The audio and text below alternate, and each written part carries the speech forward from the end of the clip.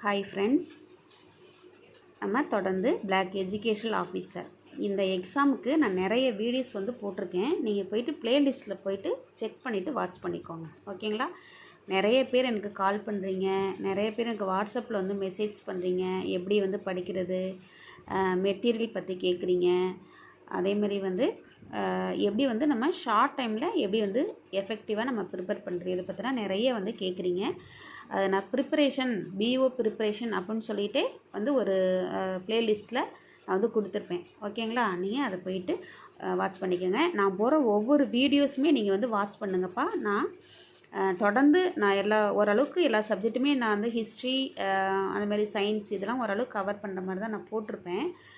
நம்ம ப்ரிப்ரேஷனை எப்படி போடணும், நம்ம எப்படி எதுக்கு ஃபோக்கஸ் பண்ணணும், எதுக்கு இம்பார்ட்டன்ட் கொடுக்கணும், அது மாதிரி தான் நான் என்னுடைய வீடியோஸ் போட்டிருப்பேன். ஓகேங்களா? உங்களுக்கு கண்டிப்பாக யூஸ்ஃபுல்லாக இருக்கும். தேவையில்லாததெல்லாம் நான் வீடியோஸில் நான் போடுறதில்ல. எது நம்ம சப்ஜெக்ட், அதாவது பிஓக்கு என்ன தேவையோ அதை மட்டும்தான் என்னுடைய வீடியோஸில் இருக்கும். ஓகேங்களா? இங்கே பாருங்கள், நிறைய பேர் என்கிட்ட ரொம்ப நாளாக கேட்டுட்டு இருந்த இந்த ஒரு கொஸ்டின், அதாவது ஹவுஸ் ஒய்ஃப் எப்படி ப்ரிப்பேர் பண்ணுறது அப்படின்னு சொல்லி தான். ஓகேங்களா? நான் ஹவுஸ் ஒய்ஃபாக இருக்கேன், எனக்கு மாமனார் அவங்கள நான் கேர் பண்ணிக்கணும், குழந்தைங்களை கேர் பண்ணிக்கணும். இல்லை நீங்கள் ஒரு ஒர்க்கிங் விமன், இது மாதிரி உங்களுடைய பேக்ரவுண்டு இந்த சூழ்ந்து, அதாவது house wife and working women's இது மாதிரி உள்ளவங்களுக்கான வீடியோ தான் இது இருக்கும். ஓகேங்களா? ஃபஸ்ட்டு நம்ம இந்த ஹவுஸ் ஒய்ஃப் அது என்ன பிரச்சனைலாம் அவங்க ஃபேஸ் பண்ணுறாங்க அப்படின்னா, ஃபஸ்ட்டு நமக்கு டைம் இருக்காது. நம்ம வீட்டில் எல்லா ஒர்க்கும் நம்ம பண்ணி ஆகணும், எல்லாத்தையும் நம்ம கேர் பண்ணி ஆகணும். ஸோ நமக்கு டைம் இருக்காது. ஓகேங்களா? Next materials. ஏன் நான் அந்த மெட்டீரியல்ஸை சொல்கிறேன் அப்படின்னா, இப்போது வெளியில் போகிறவங்களுக்கு ஒரு ஜென்னாக இருக்கட்டும், அவங்க வெளியில் போகிறவங்களுக்கு ஒரு லாட் ஆஃப் அந்த கலெக்ஷன், அந்த மெட்டீரியல் கலெக்ட் பண்ணுறதுக்கான ஒரு சான்சஸ், ஒரு வாய்ப்பு கிடைக்கும். நம்ம வீட்டுக்குள்ளேயே இருக்கிறதுனால நமக்கு இந்த மெட்டீரியலை பற்றின ஒரு அவேர்னஸ், ஒரு அதை பற்றின ஒரு நமக்கு ஒரு புரிதல் இருக்காது. ஓகேங்களா? இன்னொன்று தேர்டு என்னென்னா ரிவிஷன். நமக்கு டைம் இருந்தால் தானே படிக்க டைம் இருக்கணும், படிக்க டைம் இருந்தால் தானே ரிவிஷனுக்கு நம்ம டைம் கொடுக்க முடியும். இந்த ரிவிஷன் மேக்ஸிமம் ஸ்கிப் பண்ணிவிடுவோம். ஓகேங்களா? ரிவிஷன் நம்ம பண்ணுறதுக்கு டைம் இருக்காது. இது டைம் மேனேஜ்மெண்ட்டில் தான் வரும். நெக்ஸ்ட் இது ஃபோர்த்து தான் நான் ஃபஸ்ட்டாக கொண்டு வந்திருக்கணும். ஏன் அப்படின்னா, நமக்கு ஒரு ஃபேமிலி பேக்ரவுண்டில் நம்ம இருக்கிறோம் அப்படின்னா, நமக்கு சப்போர்ட்டுக்கு கண்டிப்பாக ஆள் இருந்தால் நம்மளுடைய அந்த ப்ரிப்ரேஷன் நமக்கு கொஞ்சம் ஈஸியாக இருக்கும். ஒரு ஹஸ்பண்டாக இருக்கட்டும், இல்லைன்னா நமக்கு நம்ம ஃபேமிலியில் ஒரு மாமனார் மாமியார் இந்த மாதிரி யாராவது நமக்கு ஒரு சப்போர்ட்டிவாக, இல்லைன்னா குழந்தைங்க இது மாதிரி சப்போர்ட்டிவாக இருந்தாங்க அப்படின்னா நம்ம கொஞ்சம் ஈஸியாக நமக்கு இருக்கும். ஓகேங்களா? ப்ரிப்பேர் பண்ணுறதுக்கு ஒரு ஃப்ரீ மைண்ட் செட்டோடு நம்ம பண்ணலாம். ஓகேங்களா? எனக்கு ஒருத்தவங்க தஞ்சாவூர்லேருந்து கால் பண்ணாங்க. அவங்க எப்படின்னா, நீங்கள் நிறைய எக்ஸாம் எழுதிட்ட, இனிமேல் நீ படிக்கவே கூடாது, நீ படித்து நீ என்ன பண்ணுன்னா காசை வேஸ்ட் பண்ணிகிட்ருக்க அப்படின்னு சொல்லி அவங்க ஒரு பிடபிள்யூடி, நான் அதை சொல்லக்கூடாது, அவங்க கிரிட்டிசைஸ் பண்ண மாதிரி இருக்கும். இருந்தாலும் அவங்க எனக்கு கால் பண்ணி இந்த மாதிரி சொன்னாங்க. ஓகேங்களா? நான் கண்டிப்பாக ஏதோ ஜாப் போகணும் மேம், ஆனால் எங்கள் வீட்டுக்காரர் நீ படிக்கவே கூடாது, நீ நிறைய படிக்கிறேன்னு சொல்லிட்டு நிறைய செலவு பண்ணிட்ட அப்படின்ற மாதிரி சொல்கிறாரு. ஆனால் எனக்கு ஜாப் என்னுடைய சூழ்நிலைக்கு ஜாப் கன்ஃபார்மாக நான் வாங்கணும் அப்படின்னு சொல்லி சொன்னாங்க. என்னுடைய வீட்டுக்காரருக்கு தெரியாமல் தான் நான் படித்தாகணும், அந்த மாதிரியான சூழ்நிலை இருக்கேன் அப்படின்னு சொல்லி சொல்கிறாங்க. நான் ஏன் இதை சொல்கிறேன்னா, அவங்களுக்கு இந்த அந்த பேக் போனாக இருக்கிற அவங்களுடைய சப்போர்ட் இல்லை அவங்களுக்கு. ஓகேங்களா? இந்த மாதிரியான சூழ்நிலை உள்ளவங்களெலாம் எப்படி எஃபெக்டிவாக நம்ம இந்த பிஓ ப்ரிப்பரேஷனை போடுறது அப்படின்றது தான் இந்த வீடியோ.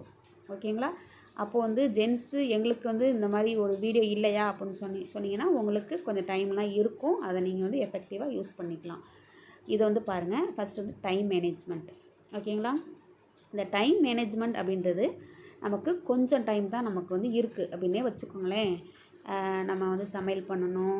நான் சொல்கிறது ஹவுஸ் ஒய்ஃப்க்கு மட்டும். அதாவது சமையல் பண்ணணும், நம்ம வீட்டில் உள்ள எல்லா இதுவுமே நம்ம தான் பண்ணணும், க்ளீனிங் ஒர்க்லேருந்து எல்லாமே நம்ம தான் பண்ணணும். அப்படிங்கும்போது நமக்கு இந்த டைம் மேனேஜ்மெண்ட்டை எப்போ நம்ம எஃபெக்டிவாக யூஸ் பண்ணலாம் அப்படின்னா, என்னுடைய அனுபவத்துலேருந்து நான் சொல்கிறேன். இப்போ நான் ஒரு சமையல் பண்ணுறேன் அப்படின்னா, நம்ம கண்டிப்பாக ஒரு டேக்கு, அதாவது ஒரு நாளுக்கு ஒரு 1 ஹவர்னால் நம்ம மினிமம் வந்து படிச்சிருப்போம். ஓகேங்களா? அந்த 1 ஹவரில் நம்ம என்ன படித்தோமோ அதை வந்து நம்ம என்ன பண்ணலான்னா, இந்த மாதிரி சமையல் பண்ணும்போதோ, இல்லை வந்து நம்ம வாஷிங் பண்ணும்போதோ, இல்லை க்ளீனிங் ஒர்க் பண்ணும்போதோ, இந்த மாதிரி நம்ம வந்து ஒரு ஃபிசிக்கலாக நம்ம வந்து ஒரு ஒர்க் பண்ணிகிட்டு இருக்கும்போது நம்ம மென்டலி வந்து நம்ம எங்கே இருக்குன்னா அந்த சப்ஜெக்ட்குள்ளே ரிலேட் பண்ணி நம்ம வச்சுக்கணும். ஓகேங்களா?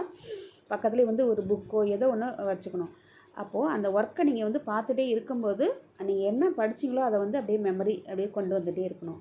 சப்போஸ் ஏதோ ஒரு இடத்துல உங்களுக்கு வந்து மறக்குது அப்படின்னா டக்குன்னு அந்த புக்கை வந்து பக்கத்தில் வச்சு அப்படியே வந்து நீங்கள் வந்து ஒரு ரிவிஷனுக்கு பக்கத்தில் வச்சுக்கிற மாதிரி வச்சுக்கணும். ஓகேங்களா? அப்போது நம்ம வந்து ஃபிசிக்கலாக அந்த ஒர்க்கை நம்ம ஏதோ ஒரு வேலையை பண்ணிகிட்ருப்போம். ஆனால் மென்டலாக நம்ம இந்த சிலபஸ் கூட நம்ம வந்து லிங்க் ஆகிட்டே இருப்போம். ஓகேங்களா? அந்த மாதிரி இருந்தீங்க அப்படின்னா கண்டிப்பாக வந்து உங்களால் வந்து ஒரு 3 மந்த்ஸில் குறிப்பிட்ட அதாவது எனக்கு கொஞ்சம் தான் டைம் இருக்குது, ஒரு ஷார்ட் பீரியடில் கண்டிப்பாக உங்களால் ஜாப் வந்து செக்யூர் பண்ண முடியும். ஓகேங்களா? மெட்டீரியல்ஸ் வந்து எப்படி கலெக்ட் பண்ணுறதுன்னு சொல்லிட்டு நான் வந்து ஒரு தனி வீடியோவே நான் வந்து போட்டிருக்கேன். திரும்பியுமே அதை பற்றி நீங்கள் வந்து கேட்குறீங்க. ஒன்று நீங்கள் வந்து ரெஃபரன்ஸ் புக்கு போகணும், இல்லைனா வந்து ஒரு மெட்டீரியல் வந்து ஹோல் செட்டாக வாங்கிக்கணும். ஓகேங்களா? நெக்ஸ்ட் வந்து ரிவிஷன். நம்ம எப்படி இது வந்து ரிவிஷன் பண்ணுறது அப்படின்னா இதுதான் நான் ஃபஸ்ட்டு சொன்னேன் பார்த்தீங்களா? நம்ம வந்து டெய்லியும் நம்ம புக்கை வந்து திறந்து ஒரு 10 மணி நேரம் படிக்கணும் அப்படின்ற அவசியம் வந்து இல்லை. நீங்கள் ஒரு 2 மணி நேரம் படித்தா கூட அதை நீங்கள் வந்து மெமரியில் கொண்டு வந்தாவே நீங்கள் அந்த சப்ஜெக்ட்குள்ளே லிங்காக இருக்கீங்க அப்படின்னு தான் அர்த்தம். அதுதான் வந்து ரிவிஷன். ஓகேங்களா? இது வந்து சப்போர்ட்டு. கண்டிப்பாக இந்த வீடியோ பார்க்குற உங்களுடைய ஃபேமிலி மெம்பர்ஸ்க்கு கூட இந்த வீடியோ வந்து நீங்கள் வந்து காட்டுங்க. ஒரு பொண்ணு வந்து கண்டிப்பாக ஒரு ஆஃபீஸ் ரேஞ்சு போஸ்டிங் போகிறாங்க அப்படின்னா கண்டிப்பாக நீங்கள் வந்து ஹஸ்பண்டோ இல்லை மாமனார் மாமியார் யாராக இருந்தாலும் கொஞ்சம் சப்போர்ட் பண்ணுங்கள். ஓகேங்களா? கண்டிப்பாக வந்து சப்போர்ட் பண்ணுங்கள். சப்போர்ட் பண்ணால் அவங்க கண்டிப்பாக ஒரு ஆஃபீஸர் ஒரு அதிகாரியாக வந்து ஆவாங்க. அதுக்கு உங்களுடைய ஃபேமிலி அந்த பேக்ரவுண்ட் சப்போர்ட் கண்டிப்பாக தேவை. ஓகேங்களா? இதுதான்ப்பா இந்த ஹவுஸ் ஒய்ஃப்கான ப்ரிப்பரேஷன் வீடியோ. இது வந்து கண்டிப்பாக இந்த டைம் மேனேஜ்மெண்ட்டுக்கு நீங்கள் கொஞ்சம் அது வந்து உங்கள் கையில் தான் இருக்குது. ஓகேங்களா? நீங்கள் எவ்வளோ நேரம் உட்காந்து படிக்கிறீங்க அப்படின்றத விட நீங்கள் எத்தனை டைம் வந்து அந்த சப்ஜெக்ட்குள்ளே நீங்கள் வந்து எவ்வளோ இன்வால்வாக இருக்கீங்க அப்படின்றது தான் முக்கியம். தேங்க்யூ.